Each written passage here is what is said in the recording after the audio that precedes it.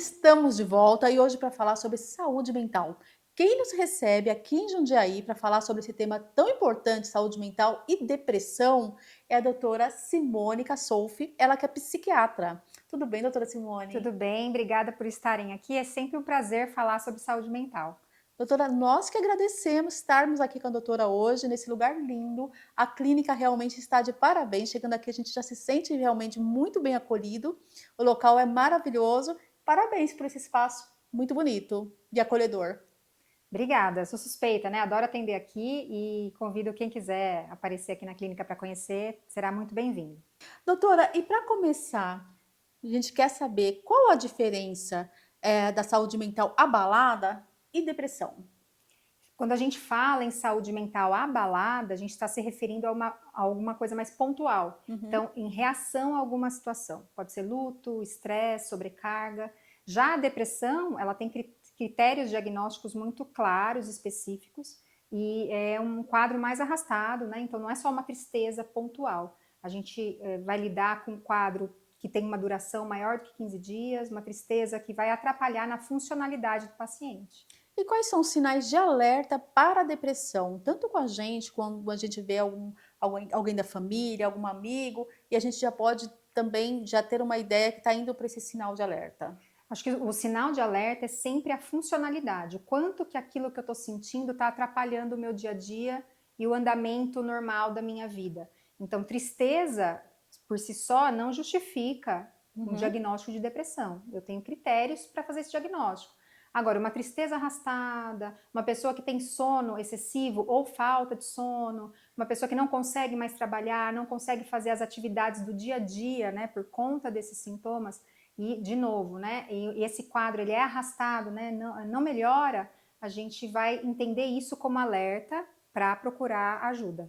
Existe um grupo de risco, digamos assim, que tenha mais possibilidade de ter a depressão?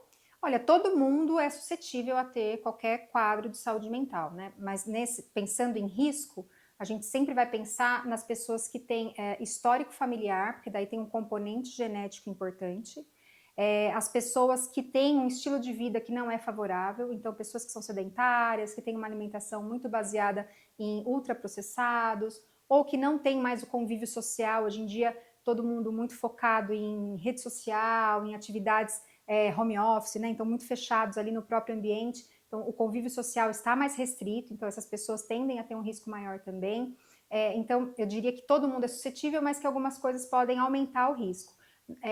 Nós sabemos também que os estudos falam que as mulheres também, né, é o sexo que apresenta mais o diagnóstico.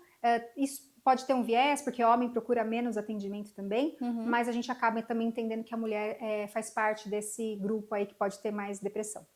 Acho que até devido a tantas cobranças, né, em todos os sentidos que as mulheres também sentem no dia a dia, né? Isso daí daria um outro tema, né, para a gente falar da Uhum. sobrecarga da mulher, né? Mas de fato, hoje a mulher ela tem uma sobrecarga extenuante com lar, com trabalho, enfim, família, e isso certamente entra aí no estresse crônico, que é um fator de risco para desenvolver depressão. Sim. E doutora, como que a doutora consegue diagnosticar a depressão no paciente? Como eu te disse, né, existem critérios para fazer o diagnóstico. É claro que esses critérios eles não devem limitar, e Uhum. sim nos nortear. Então, nem todo mundo vai fechar todos os critérios, mas a gente consegue avaliar, entender a história do paciente e chegar nessa conclusão. Basicamente, é aquilo que eu te falei, né, dessa tristeza, é a história. Então, o primeiro passo da gente fazer um diagnóstico é ouvir. Então, a história que o paciente vai me contar. Através dessa história, eu consigo entender se a gente está lidando com um quadro persistente, disfuncional, e aí sim eu chego nesse diagnóstico. E o tratamento, como é que se dá o tratamento? O tratamento ele é multifatorial, né? Então a gente pode, muitos casos, infelizmente as pessoas ainda buscam o psiquiatra quando estão já muito agravados. Então, na maioria dos casos ainda é necessário usar medicação. Uhum. Mas não só. Então a gente tem a psicoterapia, é um grande aliado aí do tratamento.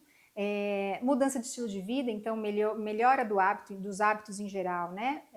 Bom sono, alimentação equilibrada, com menos ultraprocessados, a atividade física é bastante importante, porque também vai liberar neurotransmissores que estão em queda no quadro de depressão, relações sociais saudáveis, espiritualidade, então cultivar essas outras coisas, né? Então, além do tratamento medicamentoso, é importante ter uma base sólida que vá se construindo aí ao longo do tratamento.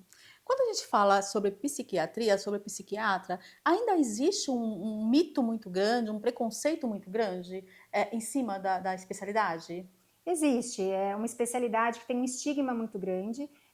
As pessoas ainda pensam no psiquiatra como o médico de louco, né? Infelizmente, né, pensam assim ainda, Pensam né? ainda, mas na prática a gente vê também que, apesar disso ainda existir, isso tem reduzido.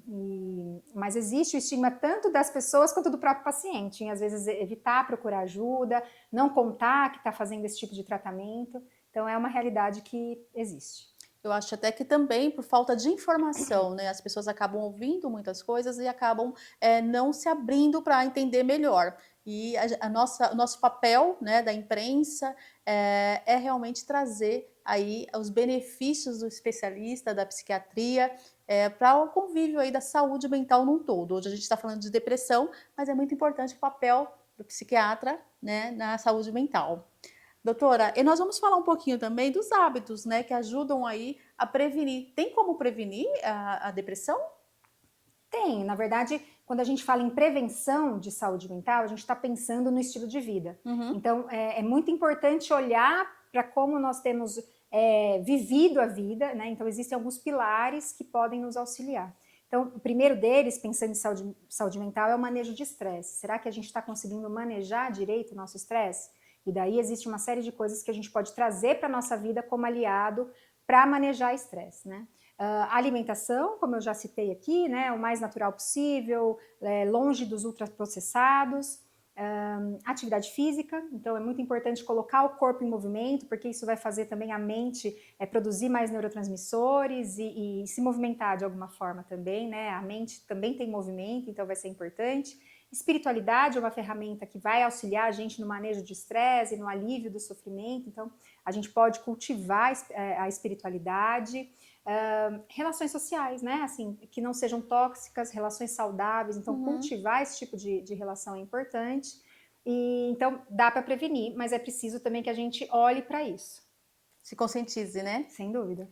Doutora, nós falamos do grupo de risco, né? Falamos em questão também das mulheres que são mais acometidas, né? Mas também as crianças também têm depressão? Sim, as crianças podem ter depressão, especialmente no mundo moderno, elas estão mais expostas a estressores que antes não tinham, né? Uhum. Então, a minha dica aqui é que os pais fiquem atentos, porque nas crianças e também nos adolescentes, nos idosos, né, a depressão muitas vezes ela se manifesta com sintomas que são atípicos.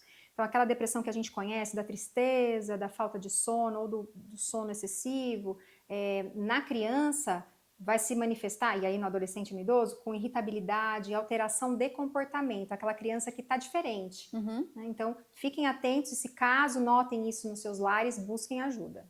Ou seja, o psiquiatra faz um papel fundamental na vida das pessoas, desde a criança até o idoso, né, doutora? O psiquiatra é o profissional habilitado e capacitado para fazer esse diagnóstico. Então, na dúvida, né, não tenha receio, procure o profissional, porque ele vai poder orientar se a gente está dentro de algo que é esperado para a idade ou se a gente precisa intervir com tratamento. Fica um amigo da família, não é mesmo? Sem dúvida. Doutora, adorei saber mais a respeito da depressão, da saúde mental. Fala um pouquinho também, doutora, pra gente, do seu atendimento, que a gente sabe que além desse local que a doutora atende aqui em Jundiaí, que é lindo, é bem acolhedor, também hoje, né, para otimizar o tempo dos seus pacientes, tem um atendimento online? Tenho, atendo presencialmente em Jundiaí, né, aqui nessa clínica que você conheceu, e atendo online também, que é uma agenda que tem crescido cada vez mais pela comodidade, a pessoa não tem que se deslocar, então é uma possibilidade também de estar conversando com os pacientes. E importante, principalmente no acompanhamento desse paciente, né, Sem que a doutora dúvida. possa estar chegando próximo ali e estar atendendo e otimizando o tempo do paciente, né? É isso. Muito obrigada mais uma Eu que te vez. agradeço. Obrigada. É o programa Saúde na TV, sempre com muita informação, com responsabilidade para você. Conversei agora com a doutora Simone Cassufi, ela que é psiquiatra, e você também pode acompanhá-la através das redes sociais.